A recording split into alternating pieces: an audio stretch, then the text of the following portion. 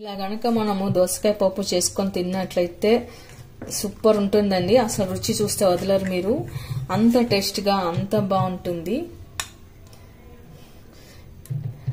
దోసకాయ ఫ్లేవర్తో ఉన్న ఈ పప్పు చాలా బాగుంటుంది, హెల్త్ కూడా చాలా మంచిది. మరి మీరు కూడా ఒకసారి ట్రై చేయండి. మీకు ఎలా కుదిరిందో కామెంట్స్లో పెట్టండి, లైక్ చేయండి, షేర్ చేయండి. తప్పకుండా మన ఛానల్ని సబ్స్క్రైబ్ చేయండి. అయితే ఈ పప్పుని ఎలా చేయాలో మనము చూసేద్దాము. చూడండి, వేడి అన్నంలో గనక ఈ పప్పుని వేసుకొని తిన్నట్లయితే చాలా సూపర్ గా టేస్ట్ గా చాలా బాగుంటుంది. వెల్కమ్ టు మ్యాన్స్ మంట కిచెన్. ఇవాళ మనం కీర దోసకాయ వేసుకొని పప్పు చేద్దామండి. ఈ పప్పు హెల్త్ కి చాలా మంచిది, చాలా టేస్ట్ గా కూడా ఉంటుంది, చాలా బాగుంటుంది. అయితే ఈ పప్పును ఎలా చేయాలో మనం చూద్దాము. ఇక్కడ నేను కుక్కర్ తీసుకున్న అందులో 1 కప్ వరకు అయితే పప్పు వేసుకున్నాను. ఇప్పుడు మనం ఈ పప్పుని 2 టైమ్స్ బాగా వాష్ చేసి పెట్టుకోవాలండి. 2 సార్లు కడిగి పెట్టుకుందాము. ఒకసారి పప్పునంతా ఇలా బాగా కడిగినట్లయితే పప్పులో ఉన్న వండు దుమ్ము అంతా పోతుంది. పప్పు పైన ఎల్లో కలర్ రావడానికి మనకు కలర్స్ వేస్తారండి. పప్పు పురుగు పట్టకుండా ఉండడానికి వాళ్ళు కలుపుతారనమాట. అదంతా మనం పప్పును బాగా కడిగి పెట్టుకోవాలి. కొందరు డైరెక్ట్ అలానే చేసేస్తారండి, పప్పును అలా కడిగినప్పుడు అలా పెట్టేస్తారు. అలా కాదు, ఇలా బాగా 2 సార్లు క్లీన్ చేసి మనం కడిగి పెట్టుకోవాలి. చూడండి, మనం ఇలా ఎంత కడిగితే అంత పప్పు అంత ఇళ్ళల్లో కలర్గా అంతా పోతుంది. అదంతా బాగా పోయే వరకు మనం పప్పును ఇలా చేతితో ఇలా రుద్దుకొని కడిగి పెట్టుకోవాలి. ఇలా ఒకసారి క్లీన్ చేసి పెట్టుకున్నాక మరలా ఇంకోసారి కూడా మనం బాగా కడిగి పెట్టుకోవాలి. చూడండి, ఫస్ట్ కడిగిన దానికన్నా మనం సెకండ్ టైం కడిగినప్పుడు ఇప్పుడు పప్పులోని కలర్ కొంచెం తగ్గింది. ఇలా కడిగి పెట్టుకున్న తర్వాత ఇప్పుడు ఇదంతా కడిగి పెట్టుకున్న తర్వాత పప్పు మునిగే వరకు మనం వాటర్ వేసి ఒక 10 to 15 minutes నానబెట్టుకోవాలి. ఇప్పుడు చూడండి ఎంత క్లీన్గా పప్పు కనపడుతుంది. ఇలా కడిగి పెట్టుకున్న పప్పుని మనం ఒక 10 to 15 minutes వరకు నానేసి పక్కన పెట్టుకుందాము. ఇప్పుడు మనం కీర దోసని బాగా కడిగి పెట్టుకున్న తర్వాత ఫస్ట్ ఇక్కడ కట్ చేసుకుందాము. కట్ చేసుకున్న తర్వాత ఒకసారి ఇలా రుద్దుకోవాలండి. ఈ రుద్దుకోవడం వల్ల దోసకాయలు ఏమన్నా చేదు ఉన్నట్లయితే పోతుంది. ఒక్కొక్కసారి ఈ దోసకాయల కుకుంబర్లో మనకు చేదు వస్తుంది కాబట్టి ఇలా పైన కొద్దిగా నిరుగు వచ్చే వరకు రుద్దుకొని తీసేయాలి. అలాగే ఈ పక్క కూడా కట్ చేసుకొని తీసుకోవాలి. ఇలా అంతా చేసిన తర్వాత మనం కడిగి పెట్టుకుందాము. ఇప్పుడు మనం దోసకాయ నీళ్ళలో హాఫ్ వరకు కట్ చేసుకొని చిన్న చిన్న ముక్కలు కట్ చేసుకోవాలండి. ఇలా సైడ్ కట్ చేసుకోవాలి. మధ్యలో గింజలు ఉంటాయి కదా, గింజల్ని మనం తీసేయాలి. ఇది కావాలంటే మీరు సలాడ్లోకి వాడుకోవచ్చు, ఎందులోకైనా సరే మీరు తినేయచ్చు. ఇలాంతా కట్ చేసి పెట్టుకున్న తర్వాత మనం పప్పులోకి వేసుకోవాలి. దోసకాయ వేయడం వల్ల పప్పులో స్మెల్ ఉంటుంది అనుకుంటారు, కానీ అలా ఏమి ఉండదండి. మంచి ఫ్లేవర్తో ఉన్న మంచి టేస్ట్ అయితే ఉంటుంది పప్పు. ఒకసారి ట్రై చేయండి, మీకే తెలుస్తుంది. ఇలాంతా కట్ చేసుకొని మనం వేసి పెట్టుకుందాము.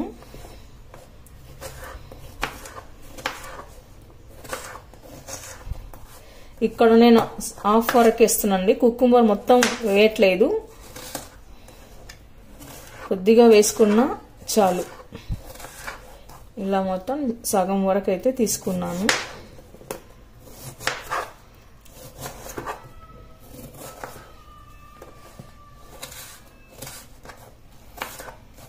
ఇలాగే మిగతాది కూడా కట్ చేసి వేసుకుందాము. ఇప్పుడు మిగిలిన సగం మనం సాంబార్లోకి కానీ లేదా అలాగే నేరుగా కానీ తినేచ్చండి. తర్వాత ఇది మనం పప్పులోకి వేసుకుందాము. ఇలా కట్ చేసుకున్న దోసకాయని మనం ఒక ప్లేట్లోకి తీసుకుందాము. అలాగే ఇప్పుడు మనం ఆనియన్ కూడా కట్ చేసి పెట్టుకుందాము.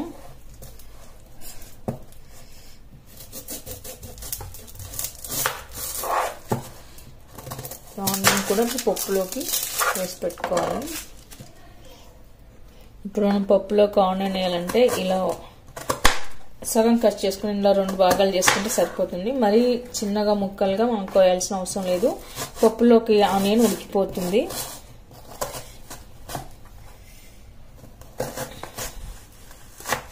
అంతా కట్ చేసుకొని పెట్టుకుందాము.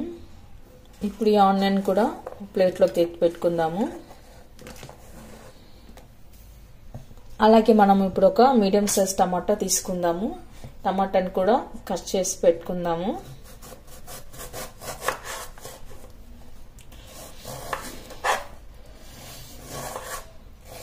టమాటాను కూడా పెద్ద పెద్ద భాగాలుగా కట్ చేసి వేసుకోవాలి. ఎలాగో మనం పప్పు ఉడికిన తర్వాత రుబ్బుకుంటాం కాబట్టి ఇవన్నీ అందులో బాగా ఉడికిపోతాయి. ఇవి కూడా మనం ప్లేట్లోకి తీసుకొని పెట్టుకుందాము. ఇప్పుడు మనం కట్ చేసి పెట్టుకున్న టమాటాలను కూడా ప్లేట్లోకి పెట్టుకుందాము. ఇక్కడ నేను కొద్దిగా చింతపండు అయితే తీసుకున్నానండి. ఇది కూడా క్లీన్ చేసి మనం నానేసి పెట్టుకుందాము. దీన్ని నానేసి పెట్టుకోవడం వల్ల పప్పులో వేసుకుంటే పప్పు త్వరగా ఉడికిపోతుంది. చింతపండు కూడా మనం ఒక 2 times బాగా కడిగి పెట్టుకోవాలి. అంటే చింతపండులోని వండంతా పోయే వరకు మనం బాగా కడిగి పెట్టుకోవాలి. చింతపండులోని ఏమన్నా చిన్నగా దుమ్మున్నా ఇసుక ఉన్నా కూడా వెళ్ళిపోతుంది మనం బాగా కడిగి పెట్టుకున్నట్లయితే. ఇప్పుడు చింతపండుని కూడా మనము నానేసి పెట్టుకుందాము. ఇప్పుడు మనం క్లీన్ చేసి కడిగి పెట్టుకున్న మెంతెంకూర ఆకును కూడా తీసుకుందాము. మెంతెంకూర ఆకు వేయడం వల్ల కూడా పప్పులో మంచి టేస్ట్ వస్తుంది. మెంతెంకూర ఆకును కూడా ఇప్పుడు కట్ చేసుకొని మనం పప్పులోకి వేసుకుందాము.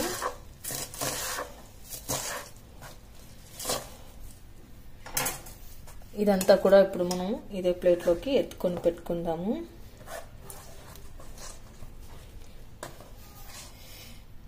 అలాగే కొద్దిగా కరివేపాకు కూడా వేసుకుందాము. ఇప్పుడు మనం నానేసి పెట్టిన పప్పుని తీసుకొని అందులోకి కట్ చేసి పెట్టుకున్నవన్నీ వేసుకోవాలండి. దోసకాయ ముక్కలు, ఆనియన్ ముక్కలు, టమాటా ముక్కలు, మెంతికూరకు, కరివేపాకు ఇవన్నీ వేసి పెట్టుకుందాము. అలాగే మనం ఇందాక కడిగి పెట్టుకున్న చింతపండుని కూడా వేసుకుందాము. అలాగే ఇందులోకి మనం ఒలిచి పెట్టుకున్న 4-5 వెల్లుల్లి రెబ్బలు కూడా వేసుకోవాలి. తర్వాత రెడ్ చిల్లీ పౌడర్ తగినంత, మీరు తినే కారాన్ని బట్టి కారం పొడి వేసుకోండి. అలాగే ఇందులోకి కొద్దిగా పసుపు కూడా వేసుకుందాము. కొద్దిగా జీలకర్ర కూడా వేసుకోవాలి. తర్వాత కొద్దిగా ఇప్పుడు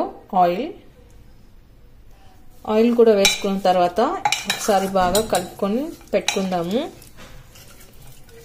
ఆ తర్వాత మనము 3-4 విజిల్స్ ఇస్తే సరిపోతుంది. పప్పు ఉడకలేదు అనుకుంటే మరో 2 విజిల్ తీయేస్తుంది. చింతపండు వేయడం వల్ల ఒక్కొక్కరికి పప్పు ఉడకదు కాబట్టి మనం 4-5 విజిల్ అయితే తీయాల్సి ఉంటుంది.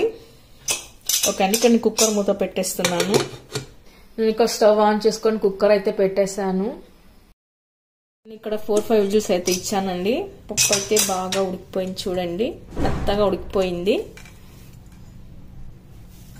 ఇదంతా కలిపి చూసినట్లయితే ఉడికిపోయింది. ఇప్పుడు మనం బాగా పప్పుని రుబ్బుకుందాము.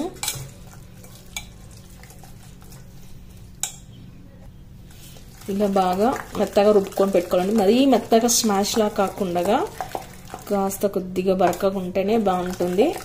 ఇలాంతా రుబ్బుకొని పెట్టుకోవాలి. మీరు తినే టేస్ట్ని బట్టి ఉప్పు వేసుకోండి. నేను ఇక్కడైతే 2 స్పూన్ వరకు ఉప్పు వేస్తున్నాను. ఆ తర్వాత మరొకసారి బాగా కలుపుకొని పెట్టుకోవాలి.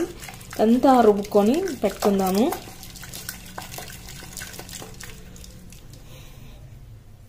మీకు ఇక్కడ పప్పు కాస్త గట్టిగా అనిపిస్తే కొద్దిగా వాటర్ వేసుకోండి. కొందరు పల్చగా తింటారు, కొందరు అలాగే గట్టిగా తింటారు కాబట్టి మీరు తినే రకాన్ని బట్టి వాటర్ వేసుకోండి. ఇలాంతా మనం రుబ్బి పెట్టుకున్న తర్వాత ఇప్పుడు తాలింపు వేసుకుందాము. తర్వాత మనం పప్పునంతా ఇట్లా ఒక డిష్లోకి వేసుకొని పెట్టుకుందాము. ఇలాంతా ఒక హాట్ బాక్స్లోకి వేసి పెట్టుకున్న తర్వాత ఇప్పుడు తాలింపు వేసుకుందాము. తాలింపు కోసం 1 టేబుల్ స్పూన్ ఆయిల్ వేసుకున్న తర్వాత కట్ చేసి పెట్టుకున్న 4-5 వెల్లుల్లి రెబ్బలు, ఆవాలు, జీరా, డ్రై చిల్లీ, కరివేపాకు ఇలా తాలింపు అంతా వేసి పెట్టుకున్న తర్వాత ఇప్పుడు మనం దోసకాయ పప్పులోకి తాలింపును వేసుకుందాము. ఆ తర్వాత ఇప్పుడు పైన కొద్దిగా మనం కొత్తిమీర వేసుకుందాము. ఓకే అండి, చూసారుగా ఒక్కసారి కనుక దోసకాయ పప్పు రుచి చూసారంటే వదలరండి. మళ్ళీ అదే పప్పు కావాలంటారు. అంత టేస్ట్గా అంత బాగుంటుంది. అది పప్పును ఎలా చేయాలో మీకు చూపించాను కదండి. మీరు కూడా ఒకసారి ట్రై చేయండి. మీకు ఎలా కుదిరిందో కామెంట్స్ లో పెట్టండి. లైక్ చేయండి, షేర్ చేయండి.